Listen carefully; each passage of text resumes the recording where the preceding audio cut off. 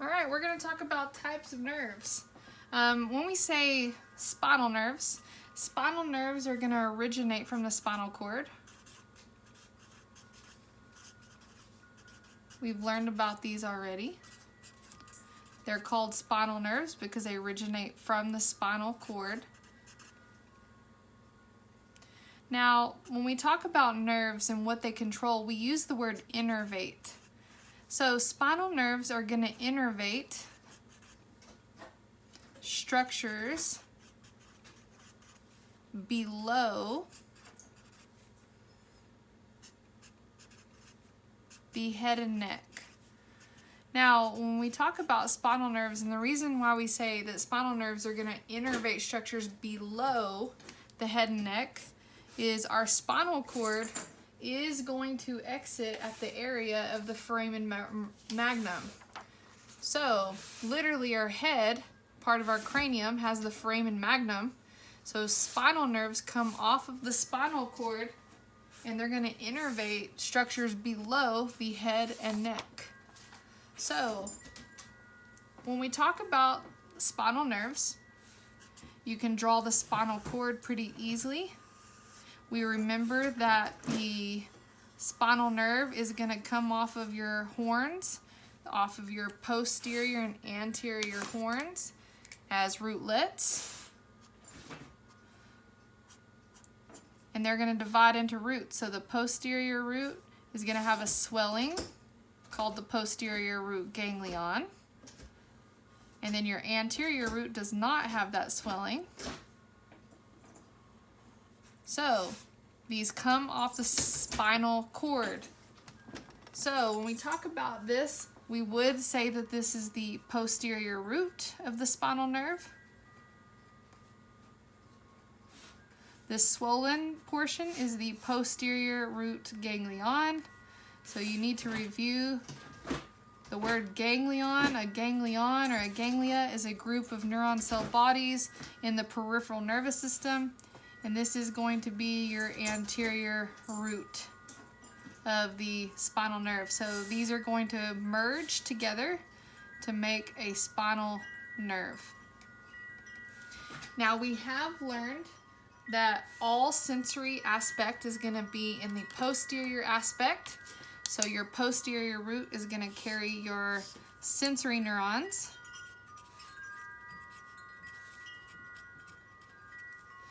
Sensory neurons are going to go here. Unipolar neurons, the cell bodies, are going to be in the posterior root ganglion. And your anterior root is going to be your motor neurons that travel out of the spinal cord. So a spinal nerve is both sensory and motor. So we would say its composition is mixed. So the anterior root of the spinal nerve is going to have your motor neurons. Now, when we talk about neurons and nerves are bundles of axons, so that would be the composition is mixed. But we also have connective tissue. If we were going to look at an actual nerve, we're going to draw a cross section like this. All right, the outer connective tissue of a spinal neuron is called the epineurium. Now, epi means upon, neurium means around a nerve. So this is the outermost connective tissue.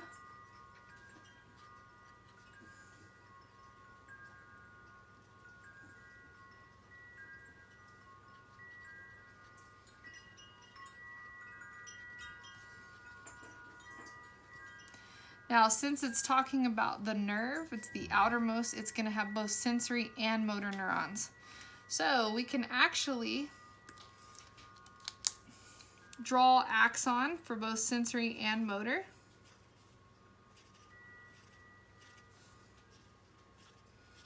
It is mixed composition, so these would be sensory neurons. There's also going to be motor neurons, so we're going to just draw these in bundles. composition is mixed because it has both. Now, the next type of connective tissue is around a bundle of axons, which is called a fascicle. So, the connective tissue that is around a bundle of neurons is going to be called the perimysium, just like in the muscle cell. I'm just going to draw 3. Now, this whole structure is the fascicle.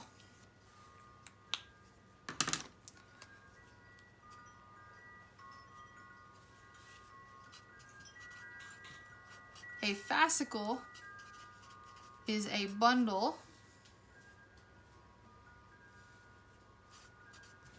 of axons, of neurons. So this represents a fascicle. Now, the connective tissue that surrounds the fascicle is called the perimysium. Peri means around. Oh, not mysium, neurium. If it was mysium, it would be a bundle of muscle cells. Myo means muscle. So perineurium. Peri means around. Neurium is talking about nerves. So this is the connective tissue around bundles of axons.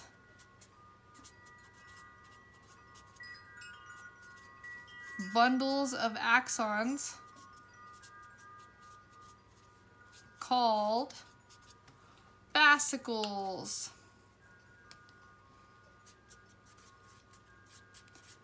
Now, if we took one neuron axon, let's use a motor neuron, and we basically we're looking at a motor neuron.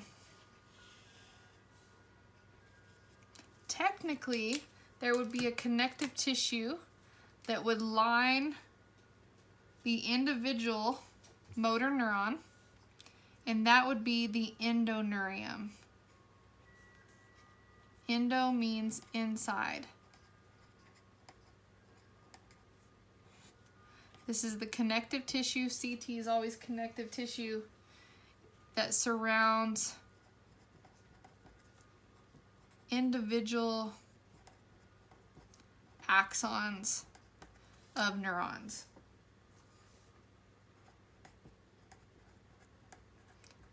So, when we talk about spinal nerves, we also need to talk about the connective tissue that is going to surround them. Now, our other type of nerve that we're going to talk about are cranial nerves. So this is type 1. The second type of nerves that we're going to cover are cranial nerves. Remember, nerves are bundles of axons. They have different compositions. They can be mixed, they can be sensory only, they can be motor only. Now, cranial nerves are very different. When we talk about cranial nerves, these are going to originate from the brain and the spinal cord. That's where we get the word cranial from. Now, these are going to be close to the brain, so these are going to innervate structures in the head and neck. That is your cranial nerves. Now, some cranial nerves composition. When we look at the composition of spinal nerves are going to be considered mixed. Mixed because they have both sensory and motor neurons. Now, cranial nerves are very different. We talk about the composition. Again, the composition is what makes up the nerve. The composition of cranial nerves is something that we commonly ask in lab. The composition of a cranial nerve can be sensory only. If you say that the composition is sensory, that means it contains sensory neurons only. So these do not branch or have branches like a spinal nerve. They can also be motor only. So we say if the composition is motor, you say they contain motor neurons only.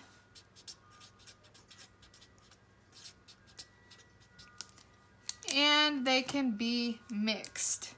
If you say that they have a mixed composition, that literally means both. And when you say both, that means they contain sensory neurons and motor neurons.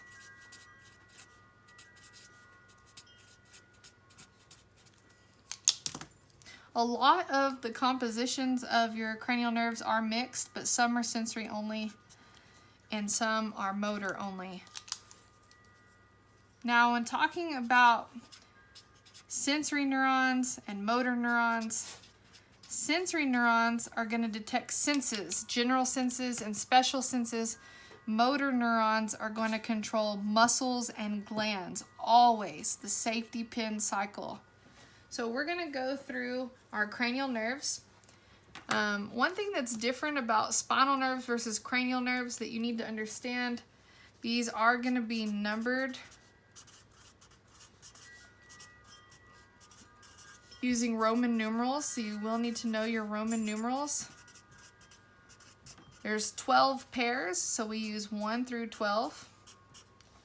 That's your Roman numerals. There's 12 of them. They're also named according to their function. So these have special names.